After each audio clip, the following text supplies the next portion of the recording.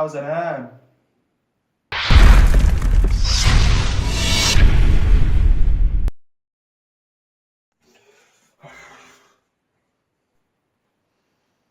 يا رب. السلام عليكم. واحد من الأسئلة الوجودية اللي انتشرت الفترة اللي فاتت، احنا عايشين ليه؟ السؤال ده غالبا بيجي في بالك نتيجة انك مريت بفترة صعبة او مشاكل، فتلقائيا بتلاقي نفسك سألت نفسك السؤال. ايه كمية نفسك اللي في الكلام دي؟ فتلقائيا بتلاقي نفسك سألت نفسك احنا عايشين ليه؟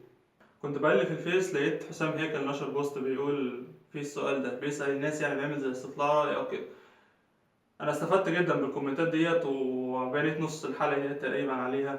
الناس جاوبت، في منهم حكى عن طموحاته وقال عاوز اعمل واعمل واعمل، وناس قالت مش عارفه والله انا عايش ليه، وناس قالت عشان نعبد ربنا وما خلقت الجن والانس الا ليعبدون وخليفه الله في الارض والكلام ده. تمام.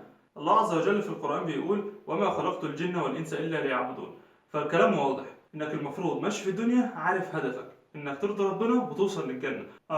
يعني نسيب الدنيا بقى تخرب ونقعد في الجوامع نعبد ربنا وما نعمرش في الارض، صح؟ هو ده الكلام صح؟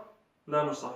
امشي في دنيتك عادي، قضيها براحتك، بس ما تبقاش ناسي هدفك. خليك مستعد في اي لحظه ان ربنا يقبضك، عشان وقت ده ما يحصل نكون ضامنين ان احنا نكون من اهل الجنه، عشان لو ده ما حصلش هنبقى بعنا الاخره دنيا ولا لها اي 60 لازمه.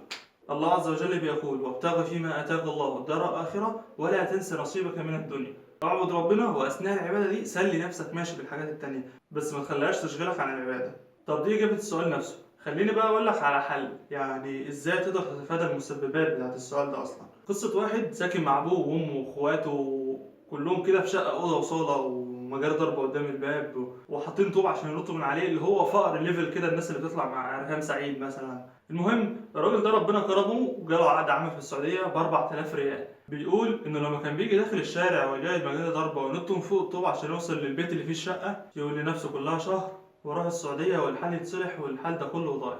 ويخش الشقه يلاقي دوشه وهرجله ومش عارف يقعد براحته، يقول كلها شهر واسافر والحال يبقى احسن من كده. هو ده اللي انا عاوزك تعمله مع نفسك. ما بالك بقى اللي منتظرك في الجنه؟ اقتناعك بالفكره دي بيهون عليك اي حاجه ممكن تحصل لك، ففوت طالما المصيبه ما كانتش في حاجه في دينك ولا كأنها حصلت. بس كده. متنساش بقى تاخد اللفه بتاعت اللايك والسبسكرايب والحبشة الخانات دي. احنا بنتغذى على الحاجات دي والله. السلام عليكم. اي حاجه طيب. اقفل القصه ازاي طيب؟